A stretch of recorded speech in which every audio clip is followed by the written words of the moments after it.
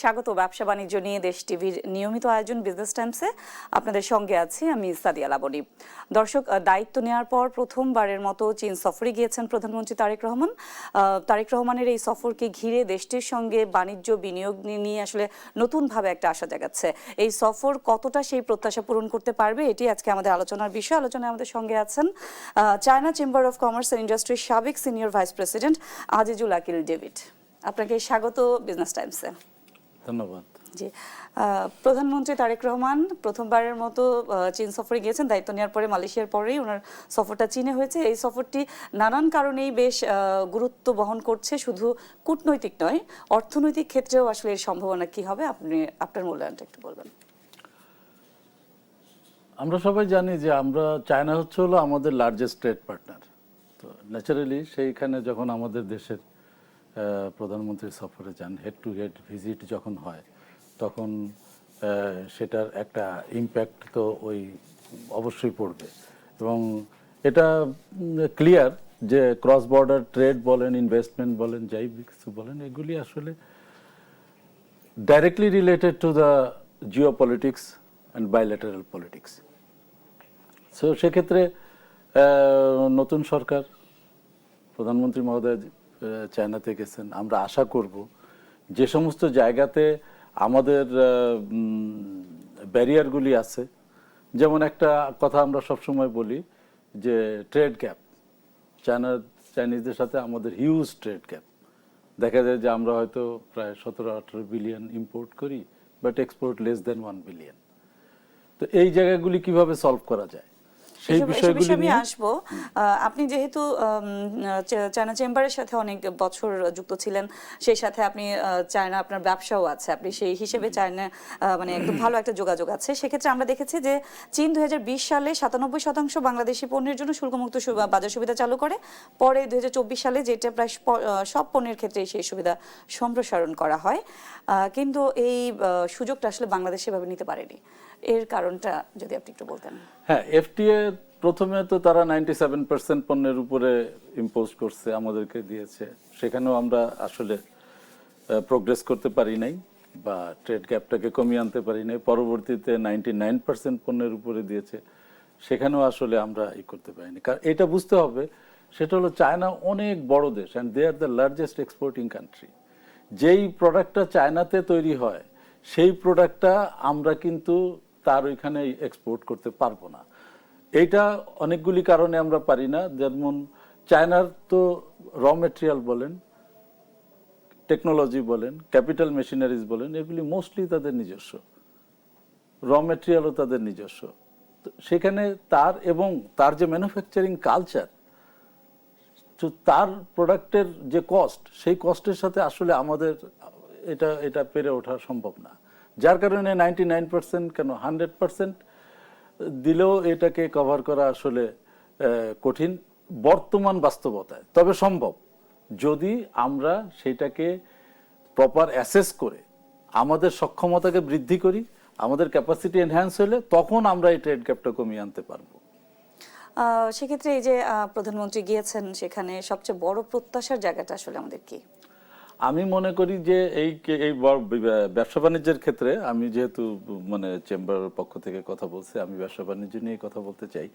তো আমি যেটা মনে করি যে আগে আমাকে অ্যাসেস করতে হবে যে আমার কোর স্ট্রেংথটা কোথায়। আমাকে বুঝতে হবে যে আমার কোর স্ট্রেংথটা হলো মেইনলি চিপ লেবার।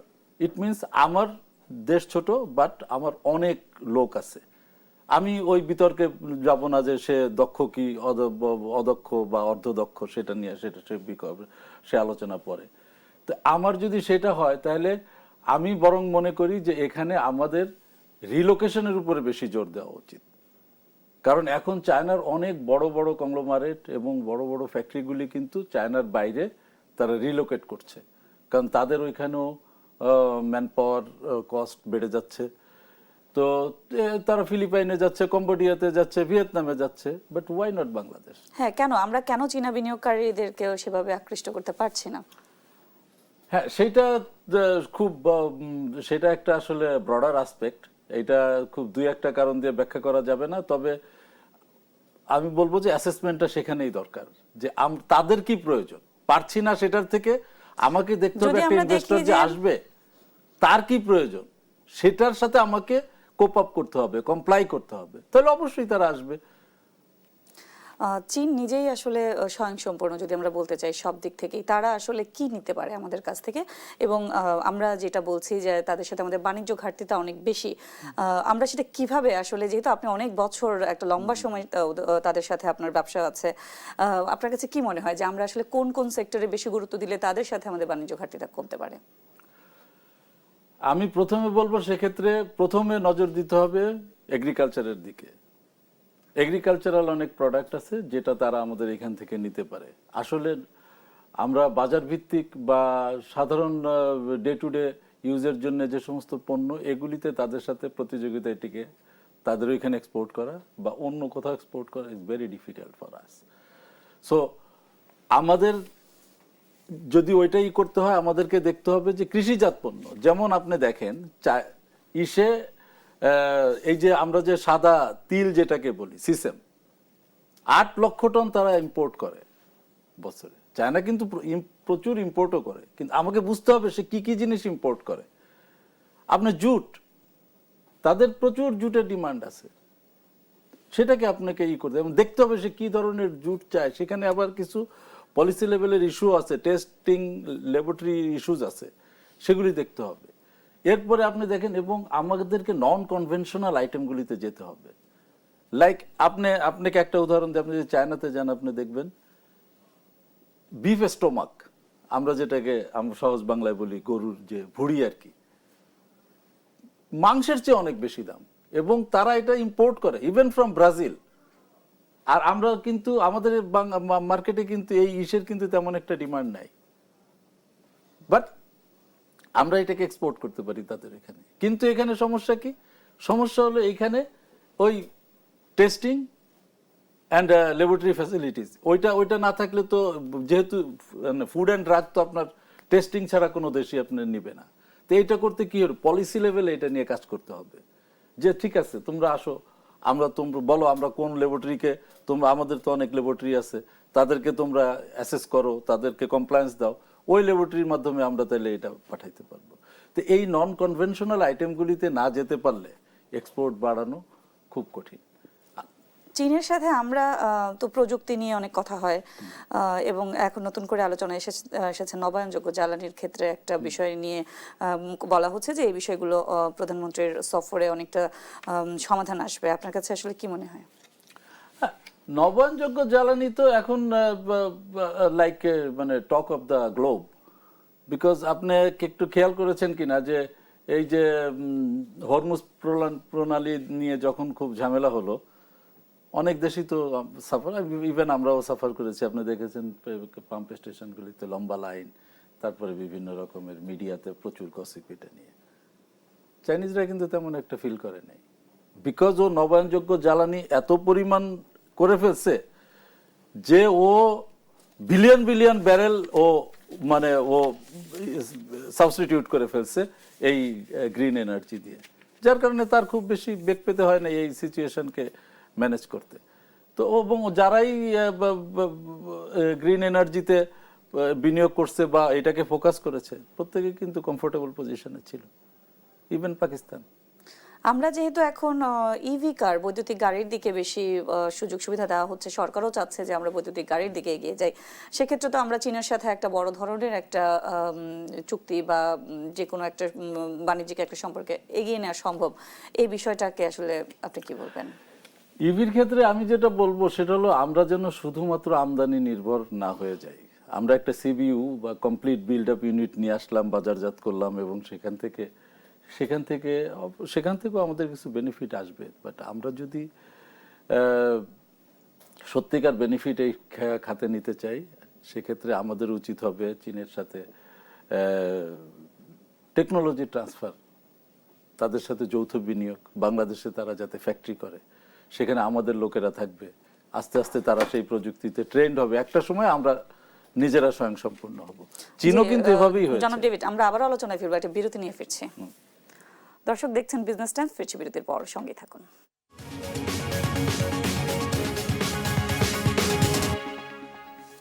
দেখছেন বিজনেস টাইমস। আমাদের সঙ্গে আছেন চায়না চেম্বার অফ কমার্স ইন্ডাস্ট্রির সাবেক senior vice president Azizul Akil David. জি আকিল, আমরা যেমনটা বিষয়ে আলোচনা করছিলাম চীনের সঙ্গে বাণিজ্য, চীনের সাথে এফটিএ চুক্তি নিয়েও আলোচনা হচ্ছে বেশ অনেক লম্বা সময় ধরে। এটাতে কেন আসলে আমরা খুব বেশি পজিটিভ কিছু দেখতে পাচ্ছি না? এফটিএতে আসলে আমি মনে করি প্রথমত 99% না, এটা 100%ই হতে হবে, কারণ যেই 1% এখানে অন্তর্ভুক্ত নাই ওই 1%ই আমাদের জন্য খুবই গুরুত্বপূর্ণ। প্রথম পদক্ষেপ এটা হওয়া উচিত। দ্বিতীয়ত এইগুলিকে সব পণ্য রপ্তানি করা, কিন্তু সব পণ্য আপনি চাইলেই করতে পারবেন না, because specially agricultural product, food and drugs, এগুলিকে রপ্তানি করতে হলে আপনার বিশেষ করে টেস্টিং এবং ল্যাবরেটরি ভিত্তিক অনেক কার্যক্রম আছে, এগুলিকে কনফার্ম করতে হবে। সেটার জন্য নীতি সহায়তা খুব প্রয়োজন। এটা পলিসি লেভেলে হইতে হবে। এটা বিজনেসম্যানরা এটা করতে পারবে না। একটা বিজনেসম্যান তো তার প্রোডাক্ট এক্সপোর্ট করার জন্য নিজে একটা ল্যাবরেটরি বসাইতে পারবে না। সো এই ল্যাবরেটরি বসানোর ব্যাপারটা, যেমন আমরা চিংড়ি রপ্তানি করি, সেখানে কি হয়, ইউরোপিয়ান ইউনিয়নের কমপ্লায়েন্ট আছে, তারা একটা ল্যাবরেটরিকে বলছে হ্যাঁ এই ল্যাবরেটরি থেকে যদি হয় আমরা এটা অ্যাকসেপ্ট করব। তো এই জিনিসগুলি তো পলিসি লেভেলে হইতে হবে। আপনারা যখন দায়িত্বে ছিলেন চায়না চেম্বারে, তখন কি এগুলো বিষয়ে তো নিশ্চয়ই আলোচনা হয়েছে এবং আপনাদের যে আইডিয়া আছে এগুলো সরকারের কাছে শেয়ার হয়েছে, তাহলে তখনও কেন কোন দিক থেকে বিবেচনায় নিয়ে এই কাজগুলো করা হয়নি? এগুলির জন্য আসলে আমাদের যে সমস্ত দূতাবাসগুলি আছে তাদের ভূমিকা, একদিকে সরকারের কনসার্ন ডিপার্টমেন্ট আর মিনিস্ট্রি, আর হলো আমাদের যে দূতাবাসগুলো আছে তাদের ভূমিকা খুবই গুরুত্বপূর্ণ। আমাদের সময় আমরা এই সমস্ত beef stomach, chicken leg, sesame, আমাদের এই সমস্ত agricultural and dairy product, poultry product করার জন্যে আমরা অনেক উদ্যোগ নিয়েছি, কিন্তু আসলে সেই প্রপার এমবাসিগুলি থেকে আমরা সেই প্রপার সহায়তা আমরা পাইনি। আর একটা হলো যে আমি তো গিয়ে চায়নার সেক্রেটারিয়েটে ঢুকতে পারবো না, এটা আমার পক্ষে আমার এমবাসিকেই করতে হবে। সো এইখানে এই পলিসি লেভেলের এইটা কার্যক্রমটা খুবই ইম্পর্টেন্ট। এগুলি যদি হয় তাহলে আমি আপনাকে আগেও বলছি যে নন কনভেনশনাল আইটেমের দিকে আমাদের নজর দিতে হবে। আর একটা জিনিস হলো আমাদেরকে এখানে নজর দিতে হবে, সেটা হলো ইম্পোর্ট সাবস্টিটিউট। লাইক ধরেন আমি কিন্তু চায়না থেকে পেঁয়াজ এবং রসুনও আমদানি করি, আদাও আমদানি করি। কেন? আমার এখানে মূল সমস্যাটা কোথায়? পেঁয়াজ তো আমি নিজে উৎপাদন করি। তো সমস্যা হলো প্রতি বছর এই যে এখন যে আষাঢ় মাস চলছে, রেনি সিজনে আপনার প্রায় 5-6 লাখ টন পেঁয়াজ পচে যাচ্ছে। তার মানে মূল সমস্যা হলো সংরক্ষণের। আপনি চায়নার সাথে প্রযুক্তি সহযোগিতায় যান। আপনি যদি প্রযুক্তি সহযোগিতায় গিয়ে আপনি এইখানে তাকে, আমরা যদি তাদের প্রযুক্তি নিয়ে এইখানে যদি সংরক্ষণাগার তৈরি করতে পারি, অনিয়ন স্টোরেজ তৈরি করতে পারি, তাহলে তো এইটা আমাকে ইম্পোর্ট করতে হচ্ছে না। তাহলে এটা তো আমার এই যে ট্রেড গ্যাপ, এটাও কিন্তু আপনার ট্রেড গ্যাপ কমিয়ে দেবে। আমি তখন দেখা যাবে যে আমি 18 বিলিয়ন ইম্পোর্ট করছি, আমার হয়তো তখন 14 বিলিয়ন করতে হবে। চীনা এন্টারপ্রাইজ অ্যাসোসিয়েশনের তথ্য যদি আমরা দেখি, বর্তমানে প্রায় 2000 চীনা কোম্পানি বাংলাদেশে কার্যক্রম পরিচালনা করছে, যার বেশিরভাগই পোশাক খাতে, বড় অংশই। তারাও চীনও কিন্তু পোশাক স্বয়ংসম্পূর্ণ। তা আমরা শুধু পোশাক কেন, অন্য জায়গায় কেন আসলে যেতে পারছি না? পোশাক ওই আগে যেটা আপনি বললাম যে আমাকে তো আমার ক্যাপাসিটি অ্যাসেস করতে হবে। আমার ক্যাপাসিটি অ্যাসেসমেন্টে দেখা যাচ্ছে যে আমার কোর স্ট্রেংথ হলো আমার হিউম্যান রিসোর্স। তো তারা যেহেতু এখানে একটু চিপ পাচ্ছে পোশাক খাতে, যেহেতু পোশাক খাতটা শ্রমঘন শিল্প, লেবার ইন্টেন্সিভ ফ্যাক্টরিজ, সো ওই লেবার ইন্টেন্সিভ ফ্যাক্টরিগুলি আসছে, কারণ তারা এখানে ওই একটু সস্তা শ্রমের সুবিধাটা তারা নিচ্ছে। বিদেশি বিনিয়োগ, সেটা হোক চীন বা অন্য যে কোনো দেশ, বাংলাদেশের নীতিগত প্রাতিষ্ঠানিক দুর্বলতাগুলো আসলে কি কি আছে? নীতিগত প্রাতিষ্ঠানিক দুর্বলতা আমি বলবো যে একটা বিনিয়োগকারী, আমাদের বিনিয়োগ সংশ্লিষ্ট যারা আছে তাদেরকে আমি একটা কথা বলবো যে আপনারা একটু চোখ বন্ধ করে চিন্তা করেন যে আপনার যদি মিলিয়ন বিলিয়ন ডলার থাকে, আপনি অন্য একটা দেশে গিয়ে বিনিয়োগ করবেন, সেখানে আপনি কি চাবেন? আমরা একটা জিনিস চিন্তা করি, সেটা হলো যে একটা লোক আসবে, সে লাইক একটা মেশিন, তার অনেক টাকা আছে, সে বিনিয়োগ করলো, বিনিয়োগ করে এখানে একটা ফ্যাক্টরি করলো, করলো। নো, সে হয়তো তার ফ্যাক্টরিতে কতক্ষণ থাকবে? 8 ঘন্টা থাকবে, 9 ঘন্টা থাকবে, 10 ঘন্টা থাকবে, বাকি 14 ঘন্টা তার লাইভলিহুড কি হবে আপনি সেটা নিয়ে চিন্তা করতে হবে। এর বাইরে তো পলিসি স্ট্যাবিলিটি, আমি ওই মোটা দাগের বিষয়গুলিতে আমি নাই গেলাম, কারণ ওইটা হলো একদমই টোটালি পলিটিক্যাল অ্যান্ড একদম টপ পলিসি লেভেলের ইস্যুস, যে আমার পলিসি স্ট্যাবিলিটি থাকতে হবে এবং কমিউনিকেশন থাকতে হবে, আমার যে ইউটিলিটিস, আমি যে আপনি ম্যাক্সিমাম ইন্ডাস্ট্রির জন্যই তো আপনার ইলেকট্রিসিটি, গ্যাস ইজ ইম্পর্টেন্ট, আপনার সেটার সাপ্লাইয়ের সেটা কি স্টেবল আছে আপনি মনে করেন? আগে তো এগুলি করতেই হবে, তারপরে আপনাকে চিন্তা করতে হবে যে একটা বিনিয়োগকারী এসে যে কমফোর্টেবলি বিনিয়োগ, তো সে আমার ইচ্ছা হলো না আমি বিনিয়োগ উইথড্র করে নিয়ে গেলে, এটা তো সম্ভব না, it's a long term investment. তো তার লাইভলিহুডের কি হবে, সে কতটা কমফোর্ট ফিল করবে এখানে থাকতে, সেটাও কিন্তু আমাদের বিবেচনায় নিতে হবে। আমরা একদম শেষের দিকে চলে আসছি। আমি একটা ছোট করে একটা প্রশ্ন করব।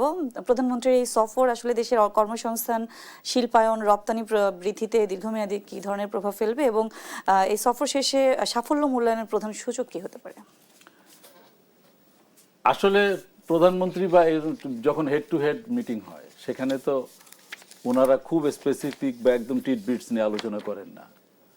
ওনারা হয়তো বলবেন যে হ্যাঁ আমরা এই রিনিউয়েবল সেক্টরে আমরা হয়তো ঐক্যমত হলাম যে হ্যাঁ বাংলাদেশ চায়না একসাথেই করবে। এই যে পরের ধাপগুলি, দেন এটা কি চলে আসবে হচ্ছে হলো আপনি ব্যুরোক্রেটিক লেভেলে। এই ব্যুরোক্রেটিক লেভেলে এসে সবচেয়ে বড় নিয়ামক যেটা, সবচেয়ে বড় প্রয়োজন যেটা, সেটা হলো প্রপার নেগোসিয়েশন।